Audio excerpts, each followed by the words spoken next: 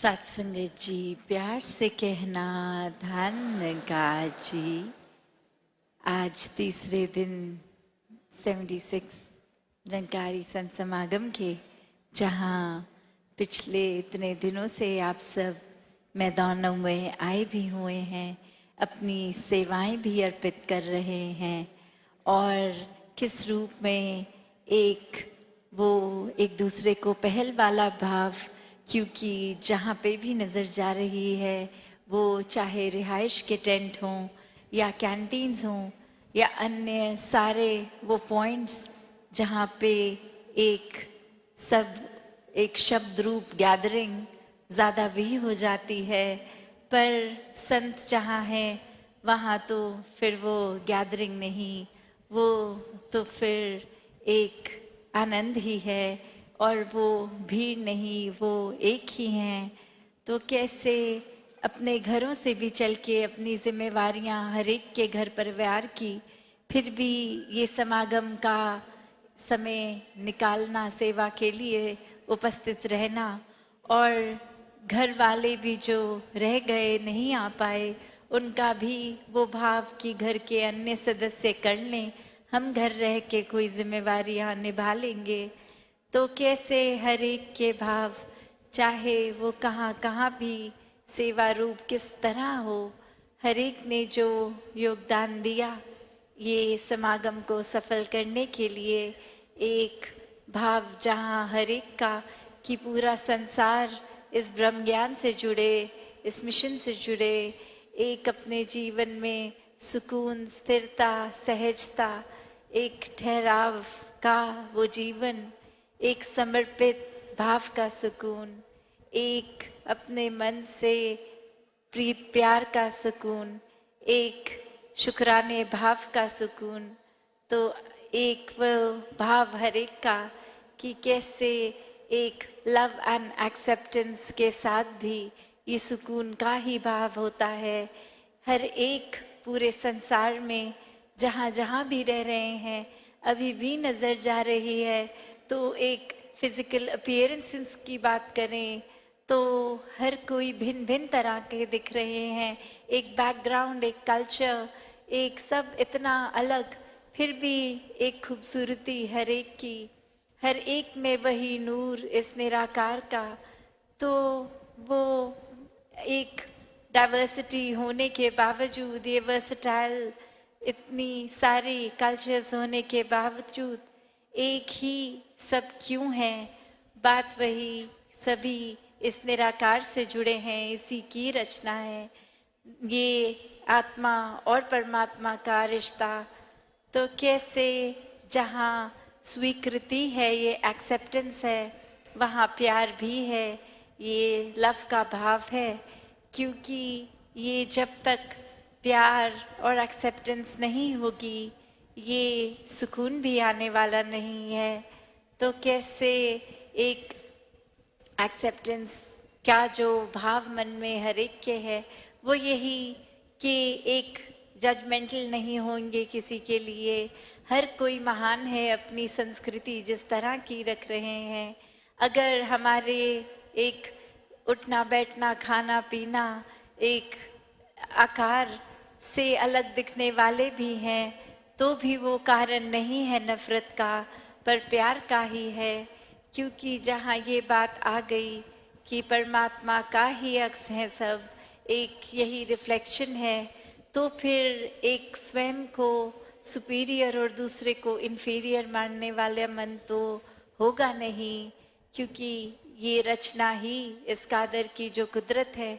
ये रचनहार एक है, और ये कुदरत कितनी भी अलग दिखे वो खूबसूरती का ही प्रतीक है। और ऐसे ही हम अगर स्वभावों की भी बात करते हैं, चाहे वो घर परिवार या दोस्त मित्र, कोई भी हमारा दायरा,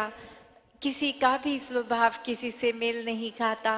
पर फिर भी वो प्यार ही होता है जिसके वजह से हर कोई ईजिली हम हर किसी को एक्सेप्ट कर सकते हैं। तो एक कहानी भी दासी को जो ध्यान में आ रही है कि कैसे अक्सर एक जो एक्सेप्टेंस का एक दूसरा पहलू भी होता है। एक नॉलेज जब ज़्यादा किसी को आ जाती है तो वो किस तरह से फिर उस दायरे तक सीमित नहीं रहता कि अगर मुझे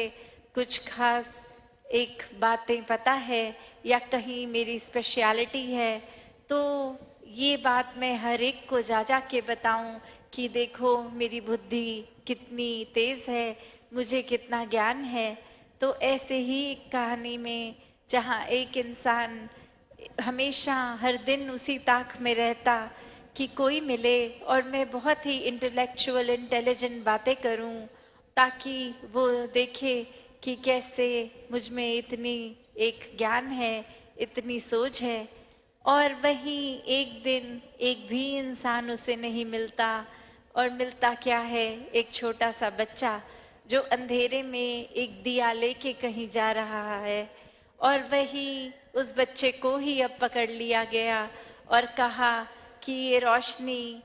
इस दिए में आपने अगर जब जलाया था दिया तो आई, तो इससे पहले कहाँ थी ये रोशनी और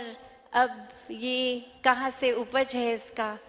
तो वो बच्चा फटाफट वो दिए को बुझा देता है और बोलता है कि आप ज़्यादा सयाने हैं तो आप ही बताओ कि अब ये दिया मैंने बुझा दिया है तो ये नूर ये कहाँ चला गया, तो ये जहाँ चला गया वहीं से वापस आ जाएगा। तो वो बात बच्चे की कि कैसे एक बुद्धि जो बुद्धि एक सोचवान अपने आप को जो समझता है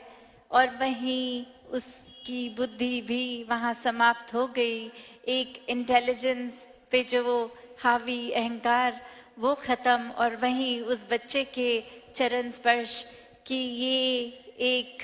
हमें वो नहीं देखना कि ये शिक्षा कौन दे रहा है, क्या उनके जीवन में वो बातें लागू हैं जो वो कह रहे हैं, पर ये शिक्षा कहाँ है क्या है। तो बात वही कि ये तो कण कण से शिक्षा है क्योंकि परमात्मा ही कण कण में है, ये निराकार पूरे ब्रह्मांड या ब्रह्मांडों में भी हर जगह ही है। और कैसे कण कण में जहाँ निराकार है तो अवश्य ही कण कण से शिक्षा भी ले सकते हैं। फिर वो चाहे शिक्षा देने वाले कोई भी हों, एक अपने आप को समर्पित करके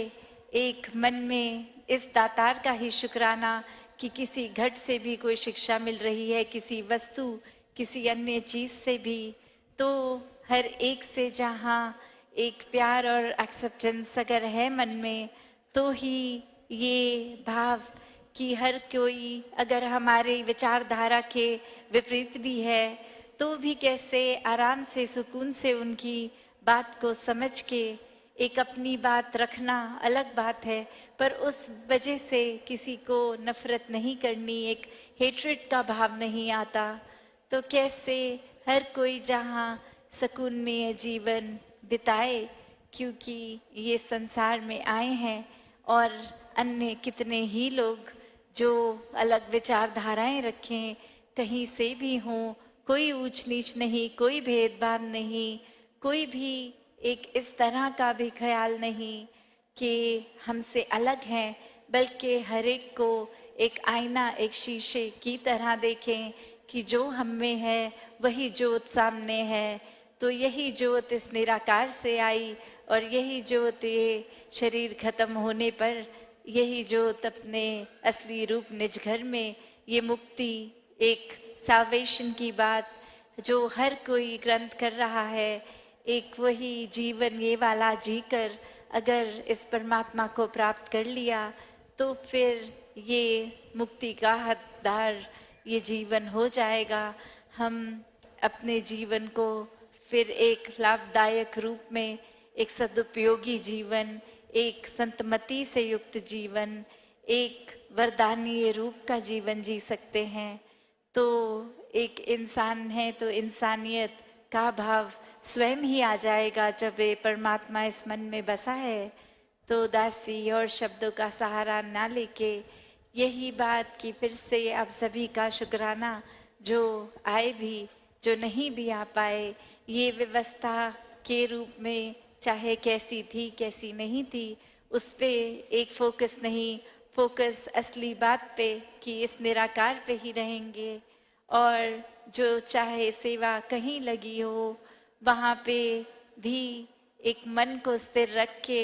एक सुकून के साथ ही हर कोई जिस तरह खुशियों से इधर आए हैं, अब जाते समय भी अपने घर वो आनंद, वो ब्लिस, वो सुकून लेकर जाएं, पूरे संसार में ये सुकून बांटे। हर एक के एक